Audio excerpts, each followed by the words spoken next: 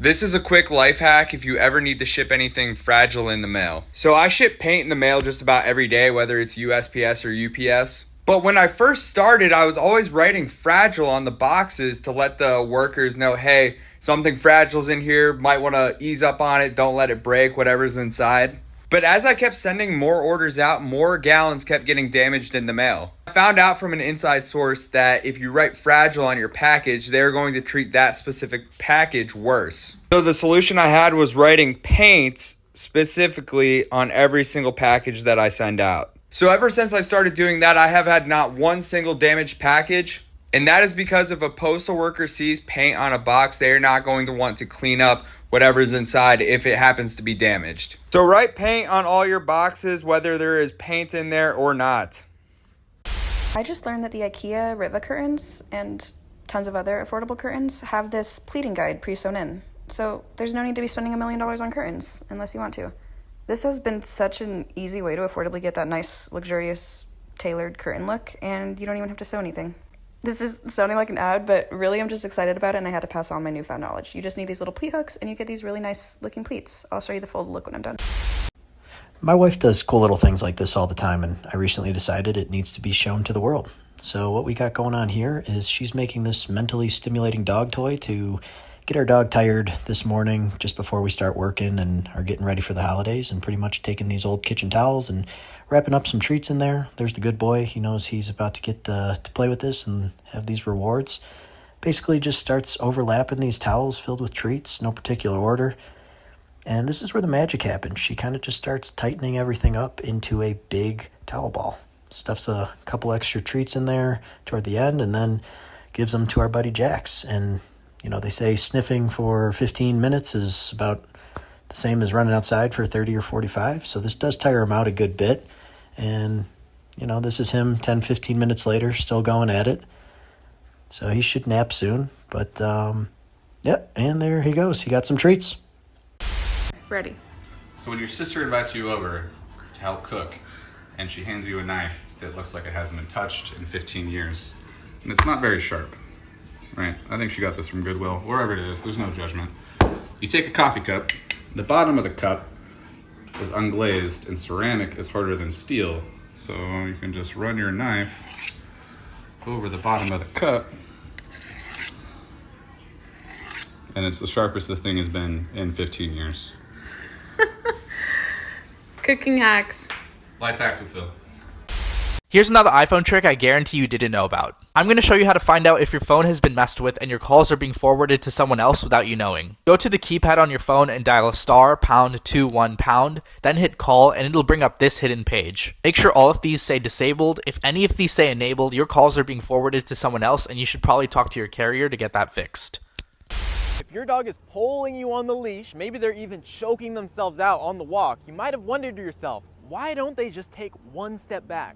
Right? If they just took one step back, they'd no longer be choking themselves and you could just continue on the walk, right? Wouldn't that make sense? Well, to you it might make sense, but to your dog, it doesn't. And let me explain why your dog pulls on the leash. The reason why your dog pulls on the leash is because the behavior of pulling is negatively reinforced. Negative reinforcement is when something is removed and it increases the frequency of a behavior. So here's an example. Let's say you're on your walk, your dog is pulling on the leash to get to a smell, and then once they get to a smell, the pressure goes away, right? The pressure releases, and now they're at the smell, which is the thing they wanted. The pulling was reinforced. Or let's say you're walking, your dog sees another dog, they get really excited, they want to go meet them, they pull towards the dog, and then the pressure goes away, and then they get to meet the dog, right? The behavior of pulling was negatively reinforced. Just the other day, I saw an example where this guy was on his phone, and he was walking his dog, and his dog hit the brakes, right? His dog just hit the brakes suddenly. He was on his phone, he felt it, and then he just stopped. He relaxed. And then what did the dog do? The dog relaxed, and then the dog starts smelling around. The behavior of pulling was negatively reinforced. One of my new favorite life hacks is automating my life using NFC tags. I got these off of Amazon and they're one of the most inexpensive smart home things to buy. To program these tags, you open the Shortcuts app and start a new automation using NFCs. Once you scan your tag, you can name it and proceed to tell the app what you want to have happen once you scan your sticker. I created this sticker to track my vitamins, so whenever I scan it, it will automatically input my vitamin dosage into my health app.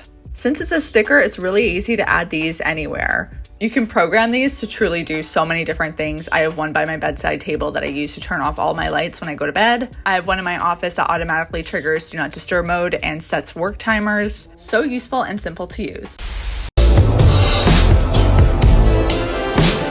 You guys know that one TikTok audio that's like, I love because only they think of shit like this, right?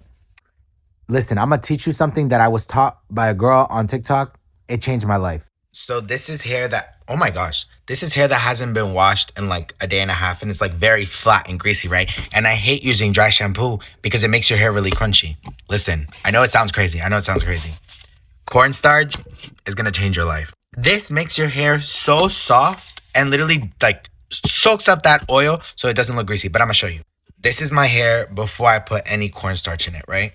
And you get like a brush and you put it down the middle. It's gonna look crazy. Trust me, it's gonna look crazy. And then brush it out and like obviously rub it in and brush it out, and I'm gonna show you what it looks like at the end. See this? And once you brush it out and you get all that like gray stuff out, all the oil's gone, and it actually gives your hair a good amount of volume. This is how you pee when you're kind of in public, like at a parking lot to a trailhead, and you need to pee and it's an emergency and you have no other options. So you're gonna open this door, and then you're gonna open this door, and then you're gonna sit down kind of low, pull down your pants, sit right here and pee. And I just stepped in my own pee because I just did that. So my number one tip for anyone studying abroad or really anyone going anywhere they've never been before is to use Google Maps to your full advantage, which most people don't do. So first you're going to type in the name of the place you're going to visit, then you're going to scroll all the way to the right and click that download button. This downloads an offline map onto your phone. Even if you have a phone plan, you might not have service at some point, and you never want to be caught somewhere you've never been without a physical map on your phone. Next, people are going to tell you places to go. You're going to search them and click save and save them as want to go. This puts a pin on your map, which is one, really good for planning itineraries because you see where things are grouped.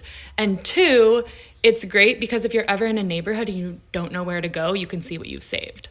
Last, when you go to a place that you really like, you're going to save it again, but save it as a favorite, so that if you ever go back to this place, or if someone asks you for recommendations, you have little hearts all over of your favorite.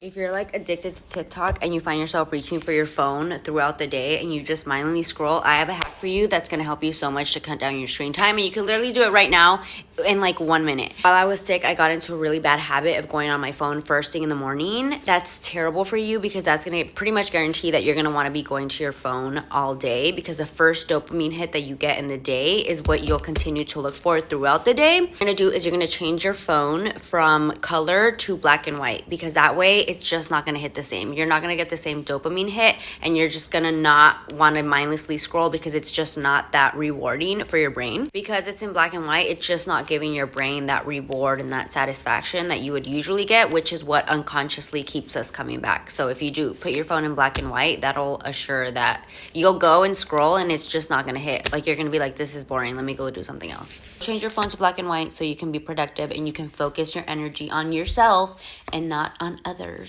on TikTok. Here are 2 things I do before every flight. I take a picture of my suitcase before I check it in. If your suitcase is lost, stolen, or delayed, the airline is responsible for up to $3,800. Lastly, I pop an air tag in each one of my bags so I know exactly where it is when I land, or if I need to file a claim if it's lost. I'm going to show you how to get fresh drinking water from a vine. This is a grape vine. You can do all kinds of things with these vines. You can swing from them. They're very strong, so you can climb them too. You just want to make sure first that they're securely attached to the tree that they're hanging off of. I may or may not have learned that the hard way. And you can use them to help you climb up into trees, like maybe you want to do some Rambo-style hunting. I've also used the flaky bark to make cordage with. It makes decent rope, but it's kind of brittle compared to other options. And these vines are also loaded with water, at least this time of year in the early spring. Just make sure you have the right vine and not these fuzzy ones, which could be poison ivy vines. And I'm just going to cut a notch at the bottom of this vine here with my knife. You can also cut the vine in half, but if you don't want to hurt the vine too much, you can just cut a notch like I am here. These vines do kill trees sometimes, so they might not be the best things to keep around anyways. And you can see the water dripping out of the vine. I'm just going to put my container underneath of it and collect the water. And it doesn't have much of a flavor, it just tastes like plain water.